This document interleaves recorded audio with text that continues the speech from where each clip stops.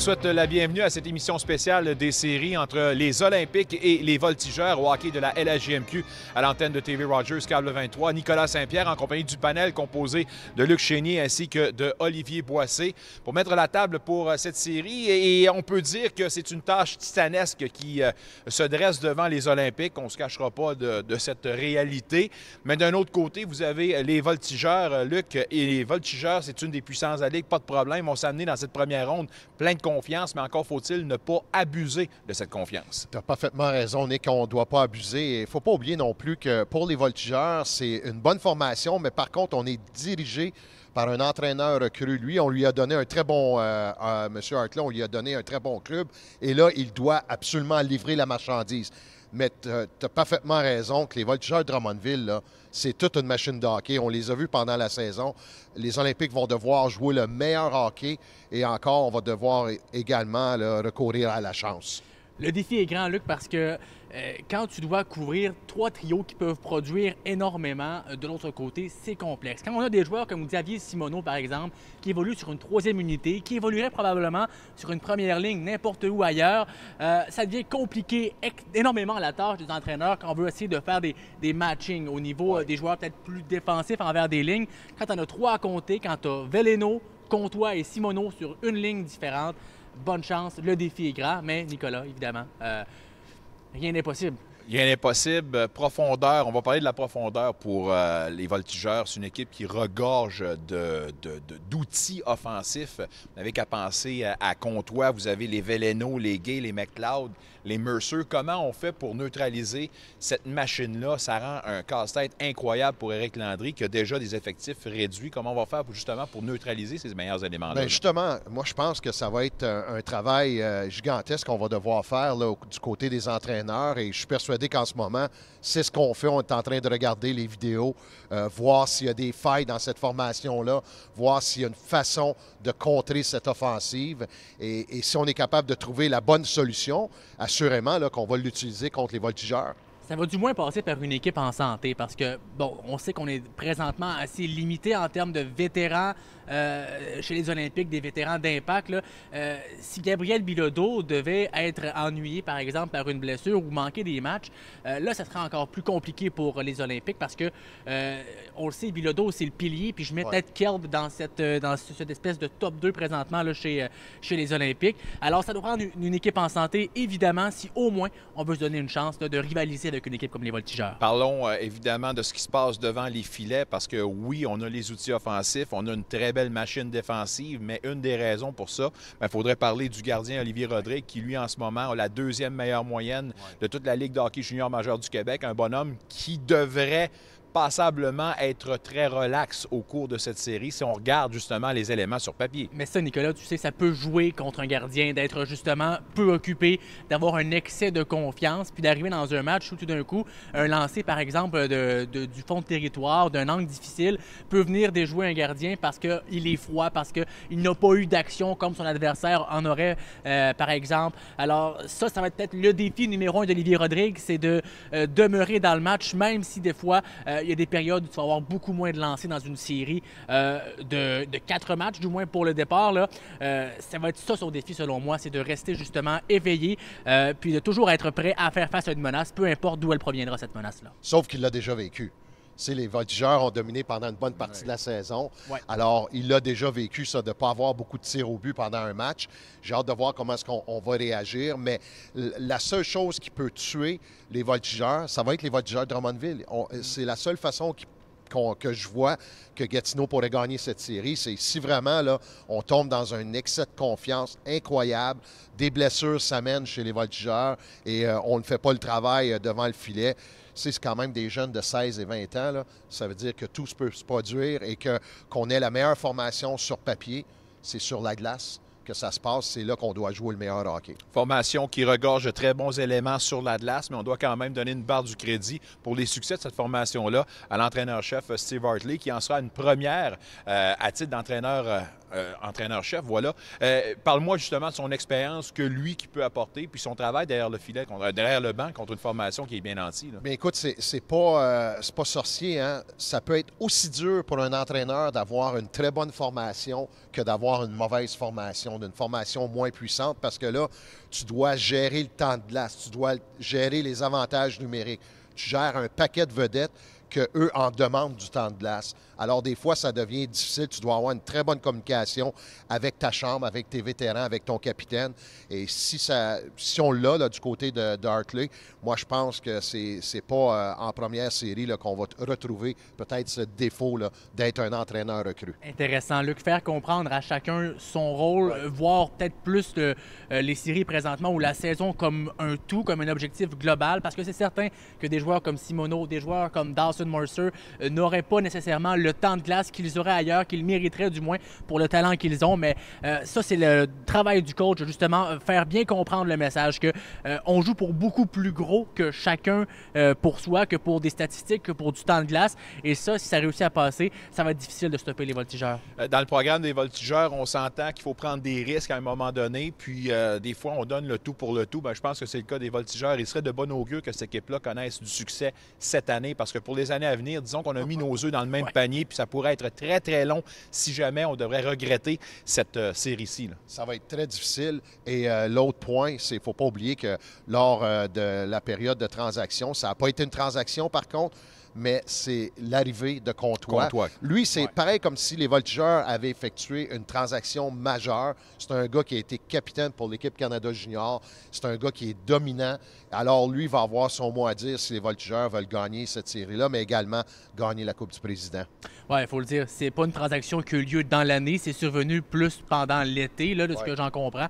Mais c'est certain que son addition, elle est monumentale pour les voltigeurs. On a vu l'impact qu'il a eu avec l'équipe canadienne, même si on sait que ça a fini sur une note un peu plus caboteuse avec le fameux tir de barrage. Reste que ça a été un joueur qui a été extrêmement important pour l'équipe, qui a fait montrer tout son leadership. Et puis d'avoir un joueur comme ça, un leader comme ça dans une formation, c'est énorme. On parle d'un quatuor pour ces séries-là. On parle de Halifax, on parle de Bécomo, on parle de Rouyn-Noranda et de Drummondville. De ces quatre formations-là, laquelle est la plus faible selon vous? Luc? Moi, je vais dire, c'est pas compliqué. Avec la fin de saison que les Moussettes d'Halifax ont terminé, la façon dont ils ont fini cette saison-là, c'est probablement la formation qui me fait le plus peur. Même si on a déjà une passe gratuite, parce qu'on est le club hôte pour le tournoi de la Coupe Mémoriale, c'est la formation là, que même... Première série contre les Remparts de Québec, là, je pense qu'on va en avoir plein son chapeau pour les Moussettes d'Halifax. Ça reste une très bonne formation, celle des Moussettes d'Halifax, mais en effet, je vais aller de ton sens, Luc. Selon moi, de ces quatre-là, c'est probablement l'équipe qui a le chance de peut-être de se faire éliminer en premier. Bon, on sait que la possibilité, là, c'est dans leur tête, il ne faut pas se mentir qu'ils ont leur billet déjà là, pour la Coupe Mémoriale. Alors ça reste dans une tête, mais aussi le fait que, selon moi, c'est une équipe qui a un petit peu moins peut-être de profondeur que les autres équipes dont tu parlais, Nicolas, en termes de Bécomo, de Rouyn et de Drummondville. Manque peut-être un petit peu, justement, là, de viande sur les unités 3e, 4e, en défense aussi. Alors, c'est une très bonne équipe, mais si je devais choisir celle qui ne passerait pas entre les quatre, ce serait Halifax. Il n'y a rien comme le hockey de printemps en série dans la LHJMQ. On parle évidemment des séries entre les Olympiques et les Voltigeurs. Au retour de la pause, on pourra parler justement des effectifs pour la formation gatinoise, sans oublier que plus tard à l'émission, on aura la chance de parler de ce plan de relance des Olympiques avec le directeur général Alain Cyr. En ce moment, on vous rappelle que vous êtes à l'émission spéciale de la série entre les Voltigeurs et les Olympiques au hockey de la LHJMQ à l'antenne de TV Rogers, câble 23. De retour à cette émission spéciale de cette série. On met la table pour la série entre les Olympiques et les Voltigeurs. Nicolas Saint-Pierre en compagnie d'Olivier Boissé et de Luc Chénier. On a parlé avant la pause des Voltigeurs. Si on parlait maintenant des Olympiques, une équipe qui poursuit ce travail de reconstruction. Est-ce que l'équipe gatinoise, qui a quand même, rappelons-le, gagné à 2 reprises cette saison contre les Voltigeurs, dont le 29 janvier dernier, 4-3 en prolongation. Est-ce que cette victoire-là, avec les effectifs qu'on a majoritairement en ce moment, pourrait peut-être jouer dans la tête des Voltigeurs et peut-être donner une dose de confiance additionnelle à la formation d'Éric Landry? Moi, si je me mets dans la tête des joueurs puis dans la tête de Steve Hartley présentement, c'est ce qui ne doit pas arriver, justement. On ne peut pas avoir ça en tête en débutant une série contre les Olympiques. C'est monumental, selon moi. Toutefois, c'est certain que les Olympiques ont réussi à battre les Voltigeurs, sont capables de le faire. Puis c'est deux équipes qui jouent un style de jeu qui est complètement différent. On s'entend que c'est pas du tout une équipe qui est au même endroit présentement dans le développement. Si les Olympiques doivent réussir ou peuvent réussir justement à venir à bout des Voltigeurs, ça doit passer par le travail, par la rapidité également. Et puis ça, peu importe quelle équipe que l'autre côté, Nicolas, que ce soit les Voltigeurs, que ce soit les Huskies, c'est extrêmement difficile de pouvoir se dire qu'on va réussir à battre une équipe qui ne lâchera jamais une bataille un contre un dans un coin de patinoire, n'importe quel jeu le plus minime qui peut paraître. Si l'équipe débute avec cette mentalité-là, c'est certain que ça pourrait venir jouer des tours aux Voltigeurs à certains moments dans la série. Sauf que lors du dernier match entre les deux formations, ça s'est terminé 7-0 pour les Voltigeurs. Alors, c'est le même club qu'on va avoir sur la patinoire qu'on a eu lors de la dernière rencontre. Celle-là, les Olympiques veulent l'oublier. Celle-là, on veut l'oublier. Mais écoute, on a fait un virage, on a pris des décisions chez les Olympiques cette saison. Puis moi, je suis capable de vivre avec ça. Même si c'est peut-être temps qu'on l'ait fait de la bonne façon, parce que dans le passé, c'était toujours à moitié, change 2-3 joueurs. Là, on a vraiment fait le passage au futur et on va payer le prix d'une certaine façon. Là. On va jouer contre les Voltigeurs de Drummondville. Voltigeurs de Drummondville, c'est une grosse formation. Alors, pour les Olympiques, moi, de battre Drummondville 4 matchs consécutifs, j'y crois pas. Maintenant, ça sera juste on a cette chance. mais moi, je pense qu'il va avoir 4 chances. Mais dans tout ça, je pense que ça va être de l'expérience acquise pour les jeunes joueurs. Ça va être de l'expérience acquise pour les gardiens, les jeunes défenseurs. Et ça, on va pouvoir amener ça dans le futur. On s'entend qu'on ne peut pas parler de jumelage pour la troupe d'Éric Landry qui va débuter à l'extérieur, évidemment. Donc, ce n'est pas une question de jumelage. Il faudra certainement gagner la moindre petite bataille. Comme tu l'as dit précédemment, 2 gros éléments qui risquent de ne pas être au rendez-vous pour le match numéro 1. On parle de Creed Jones et on parle également de Bilodeau, le capitaine qui manque à l'appel. On va demander à Aebischer de prendre sa place. On va parler de ce jumelage-là avec qui? Mais tout d'abord, parlons de l'absence potentielle de Bilodeau et de Creed Jones. Bien, c'est pas compliqué. Tu viens de perdre celui qui te prend le plus de minutes sur la patinoire en défensive, en Bilodeau, et surtout un joueur qui est capable d'emmener une certaine offensive. Et ça va paraître également. Puis ensuite, Jones, c'est le gardien. Quand on a échangé Bérubé, c'est justement à cause qu'on savait que Jones était capable de faire le travail. Pour Poirier, c'est le gardien d'avenir des Olympiques. Par contre, si Jones, on vient à ne pas faire le travail, mais moi, j'ai rien contre qu'on mette tout de suite le jeune gardien Poirier devant le filet puis qu'on lui donne l'expérience des séries éliminatoires parce que dans 2 ans, c'est lui qui va être là. Le deal breaker, il est là selon moi. C'est surtout Gabriel Bilodeau présentement pour les Olympiques. C'est vraiment à ce niveau-là. Si on veut peut-être avoir l'espoir de l'en chercher un match dans cette série-là, Bilodeau doit être de la formation. Là, selon moi, c'est extrêmement important. Pour ce qui est du gardien Jones et de Poirier, moi j'ai beaucoup aimé ce que j'ai vu de Rémi Poirier d'ici depuis le début de la saison. Sa progression, elle est vraiment importante. Elle est belle à voir. Alors, je suis peut-être un petit peu moins inquiet à ce niveau-là. J'ai l'impression que Rémi Poirier pourrait venir combler un peu l'absence de Creed Jones si ça devait se concrétiser. Parce qu'il ne faut pas oublier non plus que Creed Jones, c'est pas un vétéran tant que ça dans cette ligue-là. Il est arrivé en milieu de saison l'an passé, a terminé la saison avec temps partagé avec Tristan Bérubé. Jones a pas plus de millage que Poirier, qui lui a commencé à avoir de l'action là, après les fêtes. Certainement, mais ça demeure que selon moi, Jones, c'est pas un gardien. C'est pas comme un Olivier Rodrigue de l'autre côté où tu peux dire que ça passe peut-être par lui. Donc, j'aime beaucoup ce que je vois de Poirier. Je trouve que c'est un gardien qui est plus imposant, qui est plus gros. C'est le gardien d'avenir, tu l'as dit, Luc. Alors, à ce niveau-là, je suis plus ou moins inquiet, mais c'est vraiment Bilodeau, peut-être mon inquiétude. Si on regarde le bon côté des choses, c'est qu'il y a un bonhomme qui nous a impressionnés depuis son retour des championnats mondiaux juniors. On parle du défenseur Aebischer. Aebischer qui, lui, aura la tâche de remplir les grosses minutes de Bilodeau en son absence. Jumelage avec Kelb. On a déjà vu possible synergie dans les matchs de fin de saison. Comment vous voyez justement ce jumelage-là? Deux joueurs très mobiles, Abichère et Kelb, c'est certain. Surtout dans le cas de Kelb, en termes de vitesse, là, puis de contrôle, transport de la rondelle, il est excellent. Puis Abichère a selon moi, une vision offensive. C'est ça son atout numéro 1. Alors, c'est certain que ça peut faire des dommages de l'autre côté si on vient qu'à jumeler ces deux-là.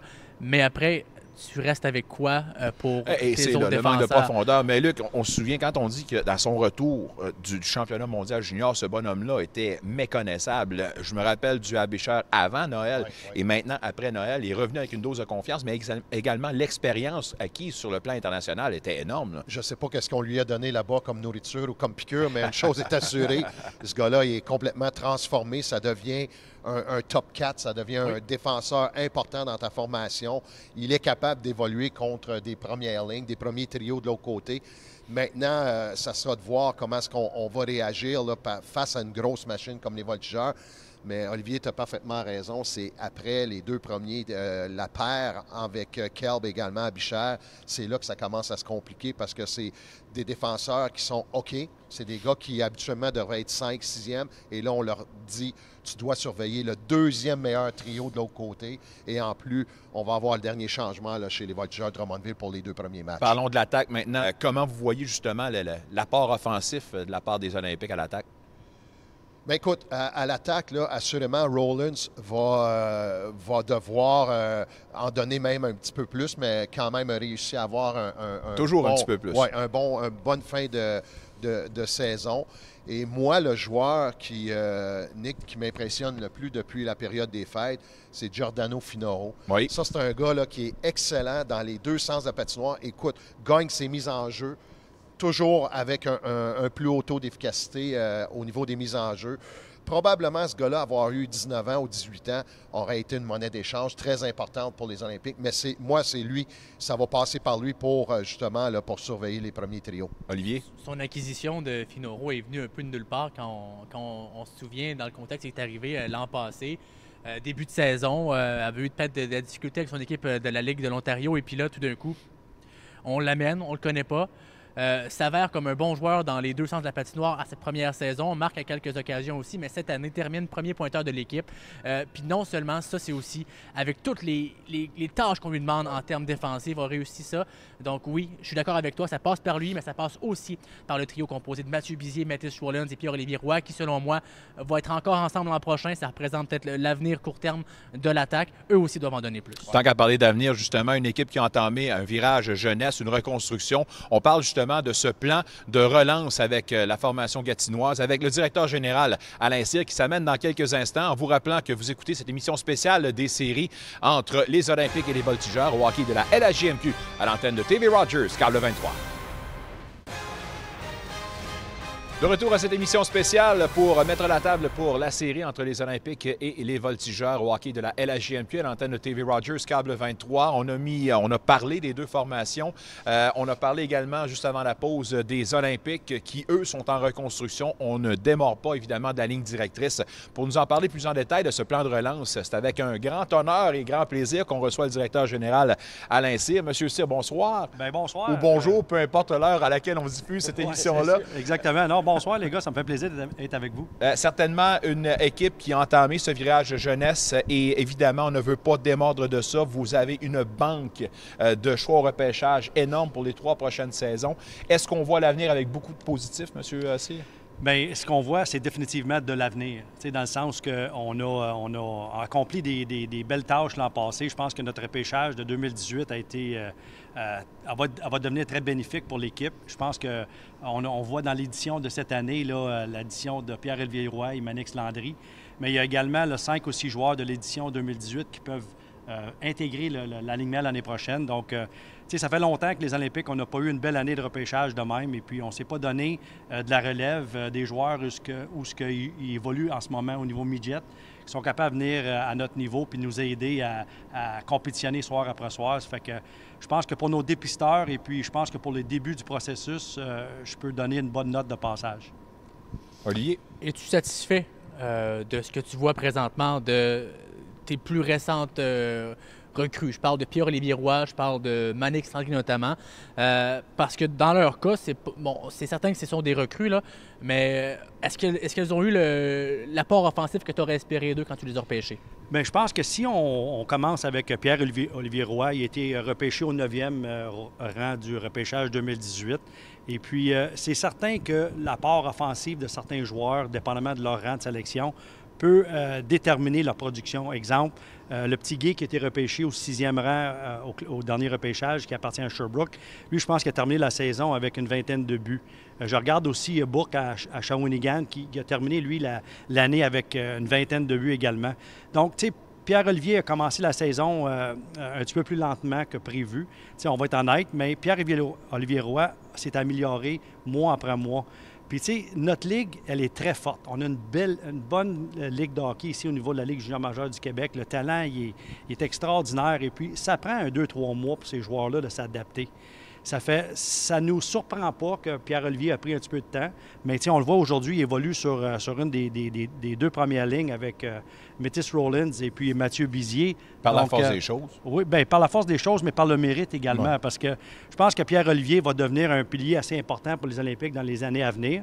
Il a besoin d'expérience, il a besoin de millage. Et puis, tu sais, ici, dans notre petite tribune aujourd'hui, on a Luc Chénier qui a joué la game junior majeure. C'est très important de donner le millage à ces jeunes-là dans une situation gagnante. Et puis, je pense qu'être avec Métis et Mathieu Bizier, je pense que c'est 2 bons soldats pour lui. Puis, écoute, Pierre-Olivier, il s'est vraiment amélioré. Manix Landry, de son côté, mais je pense que tout le monde le voit. Manix, mois après mois, il s'implique plus. C'est certain que nos joueurs ont tous besoin de la même chose. Expérience, force physique, c'est primordial et c'est flagrant les éléments qu'on a besoin. Mais ces jeunes-là vont faire partie de l'avenir. Puis je peux inclure là-dedans aussi, Olivier, on a également Likachev, on a également Kerry Craig, que ces jeunes-là, ils montent tranquillement, pas vite, dans l'hierarchie du club. Et puis tantôt, ça va payer. Alain, moi, ma question est simple. C'est si tu prends du recul depuis que tu es avec les Olympiques là, et surtout depuis que tu t'occupes du hockey également, directeur gérant, est-ce que les Olympiques auraient dû faire ce virage-là plus tôt? Parce qu'on se souviendra avec les années, on a souvent fait des demi-virages, puis on s'est contenté de terminer 13, 12e, 14e, et on espérait toujours dans les séries de surprendre une formation. Est-ce que les Olympiques auraient dû justement faire ce virage-là? Puis peut-être qu'aujourd'hui, on serait une des formations qui se battrait pour le premier rang? Tu sais, Luc, c'est certain que toutes les équipes de tête aujourd'hui dans notre ligue, à part une ou deux, ils ont toutes fait un genre de virage complète. Tu sais, il y a des équipes qui n'ont pas fait les séries éliminatoires. Nous, les Olympiques, c'est une fierté. On a toujours voulu faire les séries éliminatoires. Ça fait 35 ans cette année. Puis, tu sais, au lieu de dire est-ce qu'on aurait dû faire le virage plus tôt, je dirais plus, on l'a fait le virage. Ça a été probablement pour moi une de mes pires saisons au niveau de la Ligue junior majeure du Québec, ici avec les Olympiques. Ça a été très difficile de voir nos meilleurs éléments partir pendant 2 périodes de transaction. Mais ce qui me carbure, c'est l'avenir. Oui. Dans le sens qu'on va arriver au prochain repêchage avec 3 choix dans les 22 premiers. En 2020, on a 4 choix de première ronde et 2-2. Donc, écoute, on n'est pas à l'abri de faire des erreurs, mais on a mis les bouchées doubles pour s'assurer qu'on connaisse les 36 premiers joueurs comme le dos de notre main. Et puis, on veut redonner à la population ici une équipe gagnante. Donc, c'est sûr que c'est difficile, c'est un passage à vide, mais on arrive, là. Oui. Puis, avec 2-3 autres choix de première ronde de qualité, je pense que cette équipe-là, elle peut changer de visage. Et puis, écoute, mon mandat, c'est bien simple. Je veux rajouter cet été un joueur de 20 ans dominant dans notre équipe. Et puis, j'aimerais ça, si possible, rentrer 1 ou 2 19 ans pour venir encadrer les jeunes. Ça fait, écoute, je pense qu'on s'en va dans la bonne direction. On a une excellente équipe de dépisteurs. On a un bon groupe d'entraîneurs. Il faut travailler ensemble pour le bien de l'organisation, puis c'est ça qu'on va faire. Malheureusement, ça passe très vite. On a à peine 1 minute, mais je voudrais vous avoir vos commentaires concernant la série. Il y a une donne qui dit au hockey junior n'a jamais gagé contre les Olympiques. Comment vous voyez cette tâche, on va le répéter, titanesque pour votre formation? Là? Bien, écoute, c'est certain, Nicolas, que les Voltigeurs de Drummondville ont une formation à rêver. Ils ont une équipe extraordinaire. Mais nous autres, les Olympiques, il faut entamer chaque match comme si c'est notre dernier. Il faut être dur à jouer contre. Il faut arriver là avec je vais dire, le couteau entre les dents. Il faut essayer de prolonger tous les matchs le plus longtemps nécessaire, rester dans le game. Et puis, à partir de là, on ne sait jamais ça va être quoi les résultats. T'sais, on les a battus au mois de novembre, on les a battus au mois de décembre. Et puis, effectivement, oui, ils nous ont battus comme il faut dernièrement. Mais écoute, c'est une nouvelle saison, c'est une nouvelle série. Et puis, nous autres, on n'ira pas dans cette série-là avec un objectif de défaite. On s'en va là pour gagner des matchs de hockey et puis on verra le résultat à la fin. Certainement. Bonne chance à toutes les formations. Les matchs 2 et 3, d'ailleurs, qui seront présentés sur nos ondes mardi et mercredi prochain. Bien, ça fait le tour déjà. J'espère que tout ça vous a plu et j'espère évidemment qu'on aura droit à du très bon hockey. Nicolas Saint-Pierre en compagnie du panel composé de Luc Chénier et de Olivier Boissé, sans oublier le directeur général, M. Alain Cyr. Monsieur Cyr, je vous souhaite bonne série, mais surtout bonne relance. Merci beaucoup. Puis je prends juste le temps de remercier tous nos partisans, partenaires et vous à Rogers TV de nous avoir supportés toute l'année. C'est apprécié. Puis bonne série. On vous souhaite une excellente fin de soirée, mesdames et messieurs. On se reparle pour les matchs 3 et 4 plutôt, au hockey de la LHJMQ à l'antenne de TV Rogers, câble 23.